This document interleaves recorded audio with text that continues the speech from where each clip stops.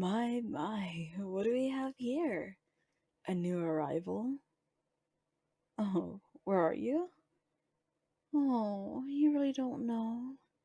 Doesn't the fire and brimstone give it away? Not to mention the screaming?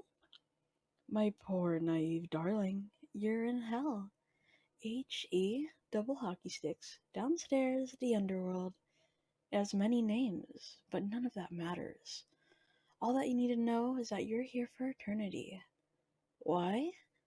Well, someone wasn't paying attention in their religious studies now, were they? Not that I'd blame you. All those platitudes and commandments are a little too plain for my taste. Well, allow me to give you the short version. Humans are cast into hell if they lived a sinful life beforehand, eternal damnation as punishment for your actions and all that. But yes, you make one little slip up there, and this is where you end up.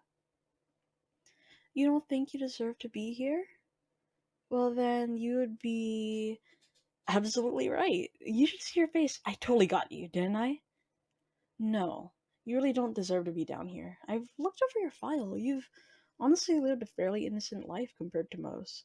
You really think you'd get punished with eternal damnation for something as simple as taking the Lord's name in vain? Of course not, or else we'd be inundated down here.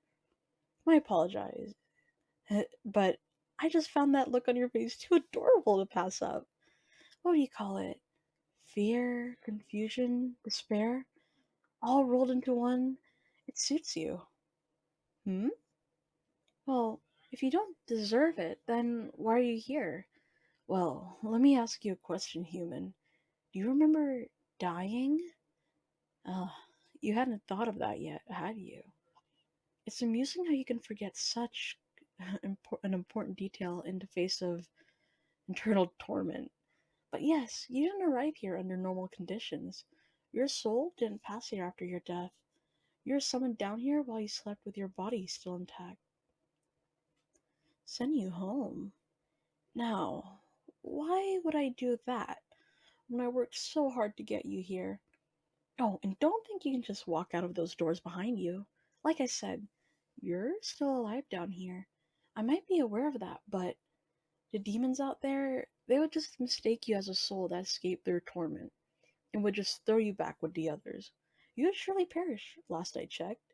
Getting stabbed kills people. Although, be my guest if you want to truly test that theory. I thought not. In here, though, you are under my protection. You're safe with me.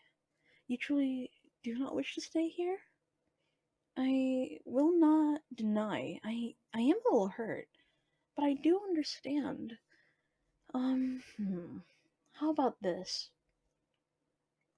A contract. Just sign on the little dotted line at the bottom, and I'll send you back up to the land of the living to carry out the rest of your lifetime. No one will even notice you're gone. A catch? Well, aren't you a clever little one? Well, it seems only fair I explain what you would be agreeing to. After all, professionals have standards.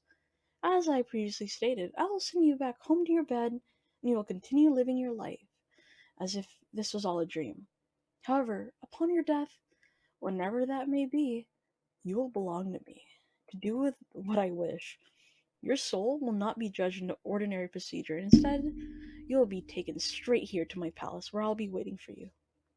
Although, I may see fit to occasionally pop in to see how my little darling is doing up in the living world. What if you don't sign it? Well, if you don't, then I have no obligation to help you return home.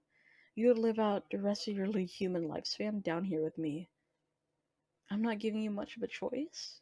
Well, I suppose not, but it's more choice than most who end up down here are offered. Why you? Now that is an interesting question. I picked you out myself because you seemed special. I'm used to dealing with the worst of the worst down here. Those that truly qualify for eternal damnation, it can be easy to lose sight of the positive side of humanity. But, you see, that's where you come in. When I was browsing for the human I wanted to take for my own, I saw many kinds of human. Those who were selfish, those who were harmless, keeping themselves to themselves. I saw the contemptible, I saw the great. And amongst that, I saw you.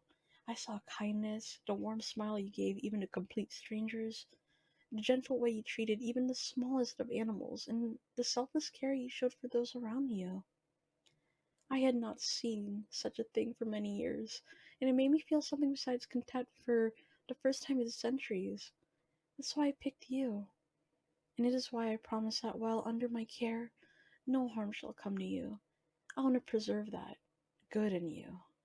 In a place like this that is so completely dark and evil, with nothing to counterbalance it, even for a demon who's supposed to revel in such things, it feels empty. But with you, I feel things.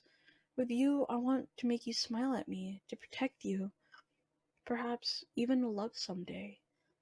I am aware that an eternity in hell is not the most appealing thing to sign on for, but I promise I'll do all I can to make it a heaven for the two of us.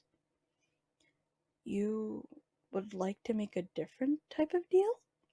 Well, this is most unconventional, but I'll hear you out.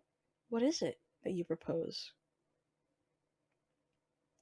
I send you up to Earth, and we'll go on dates during my visits to decide whether you would like to spend eternity here with me? Well, it is an interesting prospect. Alright, I was getting bored of contracts anyways. It would be nice to have you spend time with me willingly. You truly are a different kind of human, aren't you? I believe it is time for you to return home. I shall look forward to our next meeting. In the meantime, don't change. The world needs more people like you, even if it does not always seem like it. Farewell, dear human.